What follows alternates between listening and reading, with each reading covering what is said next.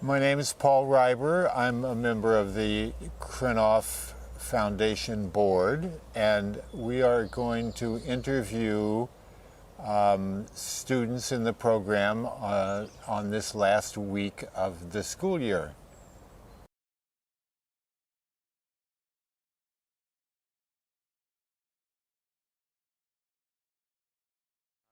I'm Jay Montepare, 46 years old, from Napa, California. What background did you have in woodworking before you came to school?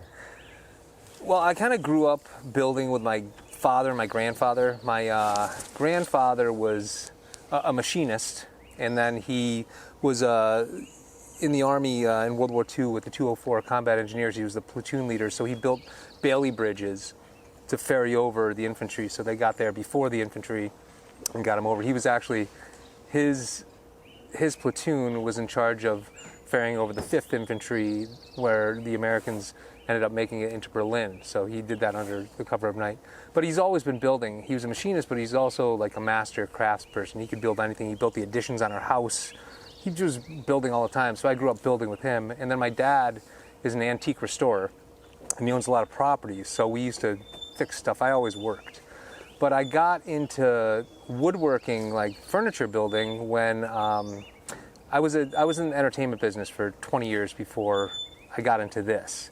I was a professional stand-up comic and a professional television host, and I ended up hosting a show on HGTV. Ellen DeGeneres had a furniture design competition show, and I knew how to build, but I didn't know anything about furniture, so I got the gig, and then I had to do heavy research on it. So as I was hosting that show, I kind of just fell in love with furniture, and when that show ended, it got its hooks in me, so I ended up building a knockdown shop in my carport and just started building furniture, just my own designs. Or my first chair was a Revell ripoff, you know, like the crate chair that Revell did, and so I started doing stuff like that.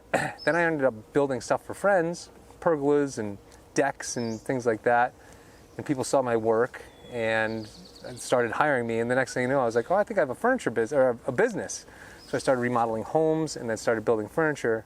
The goal was to always build furniture, you know, because you could be in your own shop, and that's what I ended up doing. I ended up getting high-end clients, and I'm self-taught.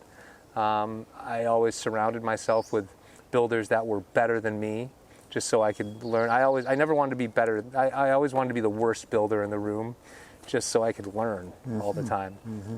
And you know, there's a certain humility that comes with that, but the more you know that you don't know, you know. Right. So How did you hear about the school?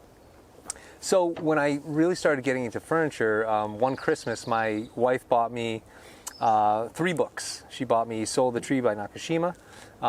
She bought me Wharton Eschrich's, one of his really nice tomes, and then she bought me the Cabinet Maker's Notebook by Krenov. And boy, serious reading list. Yeah, so I got into it, and then I was like, I wanted to take it to the next level. And when I read Krenov, you know, it's like what everyone says. Like he spoke to what I believed in. You know, the things that I believe have gone to the wayside in our modern world of like throwaway furniture and IKEA garbage, and I've always been a person that has liked to just really zero in on stuff. Like I had gotten into Sculpey clay modeling.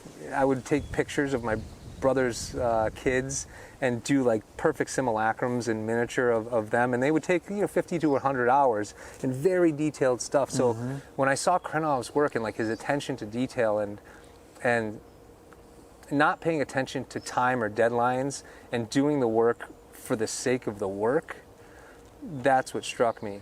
It also came on the back of when I finished that show. They had a second season, but they changed the format, so they got rid of the host, which is what I was. And I fell into a deep, like a really profound depression. And I spent a couple of months just like sitting on my property, looking out, like just trying to figure out what I was going to do next, because I was really lost. Like I thought I had made it, and by all signs I did. I was with the biggest agencies in the world. I had 20 agents under me. Like I was I was going to have branding and franchising, all sorts of stuff like that. And that all got just ripped from underneath me. So I made this I finally came to the conclusion that like I needed to do something where I used my heart and not my head. So the deal I made with myself was I would wake up every morning before I got up out of bed, I would imagine what I wanted to do from my heart and not my head, because my best thinking had gotten me to where I was, and it wasn't where I wanted to be, and it got me to a place of non-happiness and depression. So, I said, I'll give myself like 3 months of doing this. So, and I would write down what it was going to be so I could look back and see, there's data right there. It's like, this is what I want to do that makes me happy. And 6 out of 7 days, sometimes 7 out of 7 days, it was building something. And I would spend the whole day building out my property. Fences, decks, benches, furniture for my wife, desks for my wife, because she's a writer. And every day I was happier than I'd ever been doing entertainment. So that is kind of the thing that coincided with reading Krenov's book at the time and doing something that filled your soul and made you happy without looking towards an end goal, just that immediate moment that filled your soul. And that's, I think, what a lot of Krenov's philosophies are about. And it just kind of linked up with mine. So that was like 7 or 8 years ago. I've been wanting to come to this school for 7 or 8 years. This has been like a dream of mine. Yeah. And finally was able to swing it in my life, and I came. Looking back on the year, any particular teaching moments or relationships with projects that really stand out? Well, I think the great thing about this school is that we have, 3 different teachers in any one semester, plus auxiliary teachers like you and Brian and, people that come in and teach extra classes. And, the best thing about woodworking is that there's no like one correct way of doing it. There's all these different ways of doing it, and each teacher has a different philosophy on how to build or a different way of doing a certain task. So you're able to kind of pick and choose, how you want to do it based on all different people. So like in any one week, if I'm doing an operation, I can ask 3 different teachers, how do they do this thing? And I can experiment and find my own way. It's hard to like pick one thing apart because we're here for 7 days a week, a lot, for at least 8 hours a day. But just one of the things that I noticed, or a couple things I noticed, is like, when I ended up, before I came here, I was building furniture professionally for 7 years before I got here. And, my margins were like, if I was within a 16th, I'm good. And now I look at a 16th, and that might as well be a mile. Like we've just really honed in, our tolerances have gotten so small. And one kind of moment I had just the other day, as I was like working on finishing my project, was, we're sitting there and you're looking at all the mistakes you've made a lot of times because we're so particular here.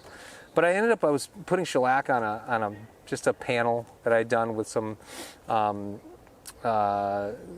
with just some capped edge bands, and I saw how perfect it was. It was just perfect, and I had to step back and just see like how far I'd come. This program sneaks up on you, and it just like the amount of knowledge you gain at this program over this period of time, you don't realize it. I think I'm not going to realize it until I'm gone. When we first started doing like the perfect board exercise, it took some guys like 3 days, myself included. I think it took me 2 days to make a perfect board. And now at the end of the semester, one of those operations takes me 10 minutes, just to nail it perfectly. So you just get good. You're immersed in this thing, and you just get good.